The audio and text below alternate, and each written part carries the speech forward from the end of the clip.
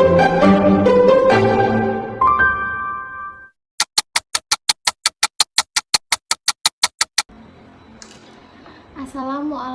warahmatullahi wabarakatuh. Perkenalkan, nama saya Marsya Suci Rahmawati dengan NIM 25150242447. Saya berasal dari Prodi Hukum, Fakultas Hukum Universitas Ahmad Dahlan. Saya berasal dari kelas Ilmu Hukum E.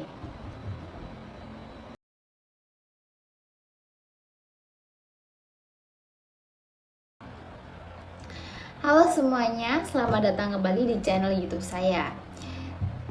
Kali ini saya akan membuat video materi. Saya harap kalian semua dalam kondisi semangat dan siap untuk belajar. Hari ini kita akan bedah salah satu buku ajar yang sangat penting di Fakultas Hukum, yaitu buku Sosiologi Hukum dari Dr. Fitriatus Sholiha, SHMH. Buku ini diterbitkan oleh PT Raja Grafindo Persada pada cetakan pertamanya di bulan Januari 2017. Total buku ini memuat 12 bab materi. Dan kali ini kita akan fokus mereview bab pertama yang menjadi fondasi, yaitu definisi, pengertian, dan karakteristik sosiologi hukum. Yang pertama, saya akan menjelaskan kedudukan sosiologi hukum dan membandingkan law in books dan law in action.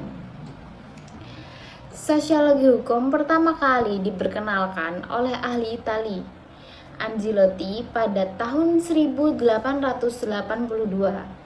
Secara sederhana, ilmu ini lahir untuk menjelaskan hukum positif yang berlaku, di mana bentuk dan isinya bisa berubah-ubah dengan bantuan faktor-faktor kemasyarakatan tentunya.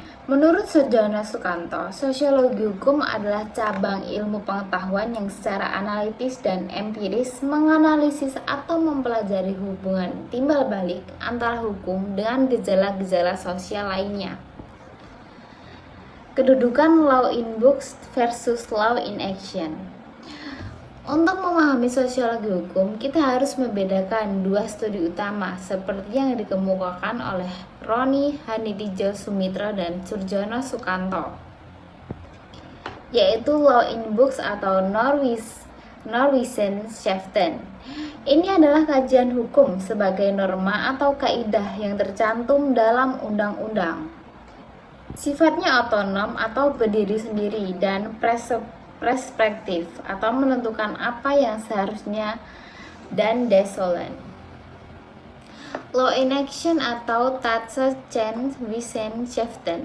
Ini adalah kajian hukum sebagai gejala atau proses sosial yang terjadi di masyarakat. Sifatnya heteronom atau dipengaruhi faktor lain seperti faktor ekonomi, faktor politik, faktor budaya, dan empiris.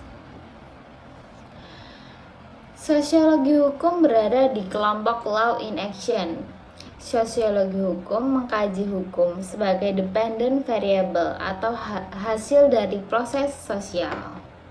Yang ketiga yaitu ruang lingkup dan objek kajian. A. Perbedaan metode kajian. Sosiologi hukum dan ilmu hukum normatif berbeda dalam kegiatannya. Ilmu hukum normatif fokus pada law in books dan bersifat preskriptif. Dan sebaliknya, sosiologi hukum fokus pada law in action dan menggunakan pendekatan empiris yang bersifat deskriptif. B. Yaitu objek sosiologi hukum. Objek utama sosiologi hukum mencakup dua hal.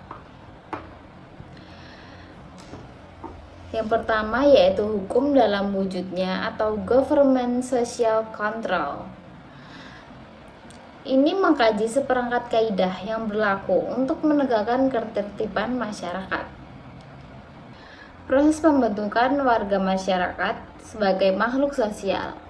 Menyadari eksistensi hukum sebagai kaidah sosial dalam masyarakat.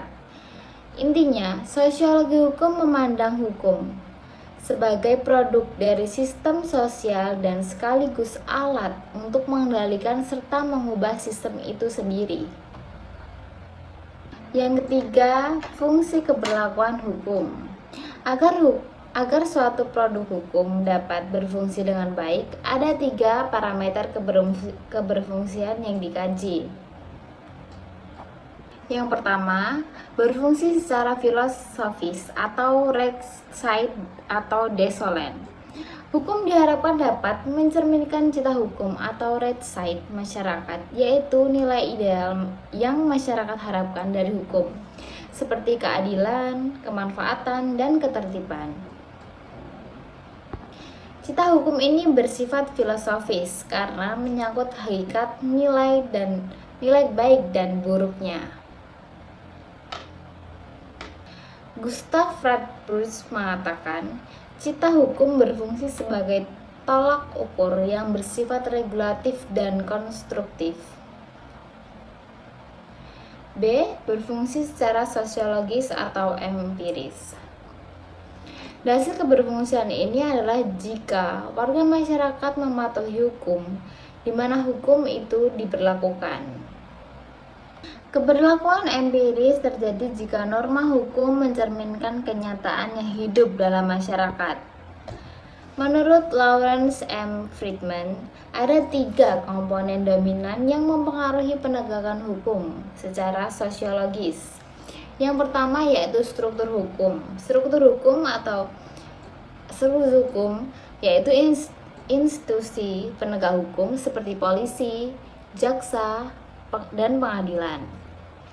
Yang kedua yaitu substansi hukum, yaitu adalah aturan atau norma tertulis yang dikeluarkan oleh struktur tersebut. Yang ketiga yaitu kultur atau budaya hukum, sikap, kepercayaan, nilai, dan harapan masyarakat yang menentukan bagaimana hukum digunakan, dihindari, atau disalahgunakan.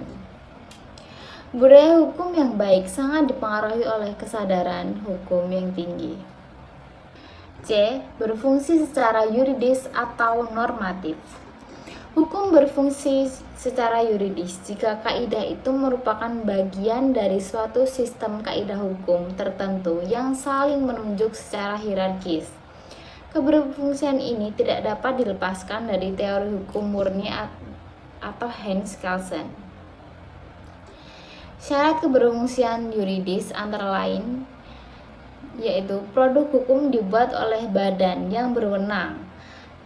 Yang kedua yaitu adanya kesesuaian bentuk dengan materi yang diatur. Yang ketiga, tidak bertentangan dengan peraturan yang lebih tinggi. Ketiga fungsi ini harus berjalan sinergis. Jika hanya fokus pada filosofis, hukum hanya ada di tataran cita-cita atau rechtside. Jika hanya fokus pada yuridis tanpa sosiologis, yang terjadi adalah kesewenang-wenangan. Yang kelima yaitu pengaruh intelektual. Sosiologi hukum sangat dipengaruhi oleh 2 disiplin besar, yaitu filsafat hukum dan sejarah hukum. Mazhab sejarah atau Karl von Seven berpendapat bahwa hukum adalah perwujudan dari kesadaran hukum masyarakat atau Volksgeist. Hukum tidak dibuat, melainkan ditemukan dari adat istiadat dan kepercayaan yang ada. Filsafat hukum melahirkan sosiologi hukum karena sifatnya kritis dan radikal, menggugat keabsahan sistem hukum perundang-undangan atau law in books. Pikiran filsafat menjadi pembuka jalan bagi penekanan pada berprosesnya hukum atau law in action.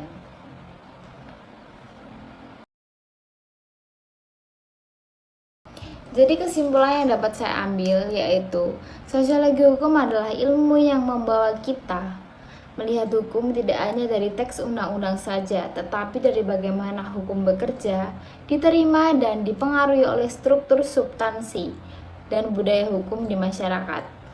Ini adalah bab fundamental yang mengajarkan kita untuk selalu melihat hukum sebagai law in action dan menjadi kunci untuk menganalisis efektivitas penegakan hukum di Indonesia, seperti yang akan dibahas di bab-bab berikutnya.